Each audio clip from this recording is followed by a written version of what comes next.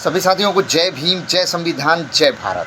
साथियों, आज का जो वीडियो है ये बहुत ही आवश्यक है। आप सभी लोग इसको अवश्य देखें और ख़ास करके ओबीसी समाज इस वीडियो को ज़रूर देखे और देखने के बाद एक दूसरे को शेयर कर दे, ताकि जो मैं जानकारी आप लोगों को देने वाला हूँ वो बहुत ही ज़रूरी है, ख़ास करके ओबीसी समाज के लिए। साथियों, जब गर्मी काफ़ी बढ़ जाती है, जब घरों में कूलर और पंखा जवाब देने लगते हैं, वो चलते हुए उनके रहते हुए भी गर्मी तापमान इतनी चरम सीमा पे रहता है कि घर में भी रहने का मन नहीं करता है, दुकान में भी रहने का मन नहीं करता है। तो हम लोग पेड़ों की छांव में चले जाते हैं, 2 से ढाई घंटा वहाँ रहते हैं और जब तापमान टेम्परेचर कम होता है तो फिर वापस अपने अपने दुकान, अपने अपने काम में लग जाते हैं। तो कल जब मैं वहाँ गया तो वहाँ पे 4-5 बच्चे खड़े थे, नवयुवक, और वो ओबीसी समाज से थे। और वो लोग पता नहीं मुझे जानते होंगे कि नहीं जानते होंगे, या फिर मुझे देख करके उन लोगों ने आरक्षण पे चर्चा शुरू कर दिया। उसमें से एक जो था वो बोले जा रहा था कि मैं वहाँ गया था और उसमें मेरा 1 नंबर कम था तो मेरा नहीं हुआ और वहीं एससी का हो गया। इस तरह की पता नहीं तमाम बातें बोल रहा था। तो मैं उसको बोला कि अरे भाई, आरक्षण जो है वो सबके लिए बना हुआ है और उसका क्राइटेरिया होता है कि एससी का इतना, सवर्ण का इतना, ओबीसी का इतना, सबका अलग अलग होता है और सबको अलग अलग मिलता है। तो वो इस बात को मानने के लिए तैयार ही नहीं हो रहा था और वहाँ पे जितने युवक थे वो भी वही थे। तो मैं उससे ज़्यादा बहस करना नहीं समझा, मैं शांत हो गया। जब उसको जानकारी ही नहीं है तो बहस करने का कोई मतलब ही नहीं है। फिर मैंने सोचा कि इसके जैसे जब पढ़े लिखे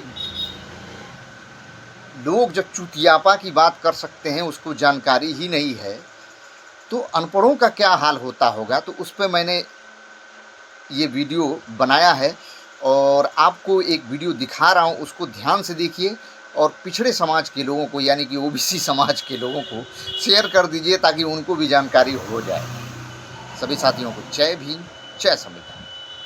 बहुत सारे लोग बोलते हैं कि बाबा साहब अंबेडकर ने ओबीसी वालों को क्या दिया। वैसे तो मैं बाबा साहब अंबेडकर के ऊपर एक पूरी सीरीज ला रहा हूं, लेकिन आज मैं बताऊंगा कि बाबा साहब अंबेडकर ने ओबीसी वालों को वो खजाना दिया जिसका एहसान वे जिंदगी भर नहीं भूल सकते। आपको पता होगा कि भारतीय संविधान का एक ऐसा हिस्सा है जिसे संसद कभी भी खत्म नहीं कर सकती, जबकि बाकी पूरा संविधान बदल सकती है, वो है मौलिक अधिकार।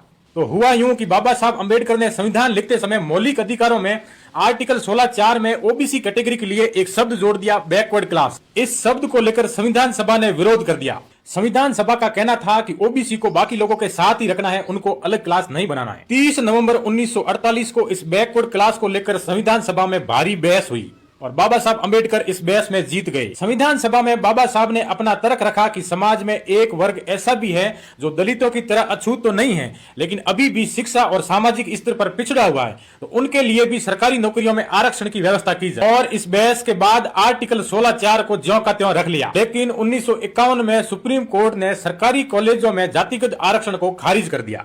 तब बाबा साहब अंबेडकर और पंडित नेहरू के प्रयासों ने संविधान में पहला संशोधन कराया और सरकारी कॉलेजों में जातिगत आरक्षण को मान्यता दिलाई।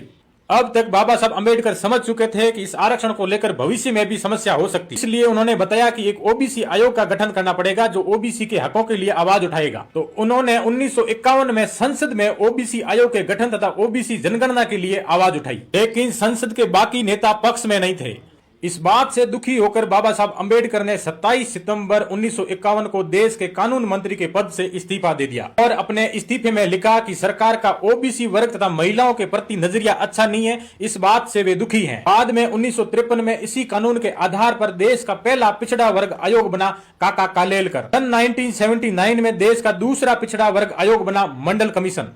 इसी मंडल आयोग के प्रयासों से सन 1990 में ओबीसी को 27% आरक्षण मिला, लेकिन कुछ लोगों को यह आरक्षण हजम नहीं हुआ और उन्होंने 2 साल बाद ही 1992 में इस ओबीसी आरक्षण को सुप्रीम कोर्ट में चुनौती दे दी और बताया कि यह आरक्षण वैध नहीं है। लेकिन फिर से बाबा साहब के मौलिक अधिकारों ने इस ओबीसी आरक्षण को बचा लिया, क्योंकि बाबा साहब ने मौलिक अधिकारों में पहले ही स्पष्ट लिख दिया था कि ओबीसी के लिए आरक्षण की व्यवस्था की जाए और मौलिक अधिकारों को कोई खत्म नहीं कर सकता। ये थी ओबीसी वालों को बाबा साहब अंबेडकर द्वारा दी गई सौगात। अब आप इस वीडियो को हर एक ओबीसी तक शेयर कर दो। तो मिलते रहेंगे ऐसे ही शानदार वीडियो के साथ, और आपने अभी तक मुझे फॉलो नहीं किया तो आज फॉलो कर लें।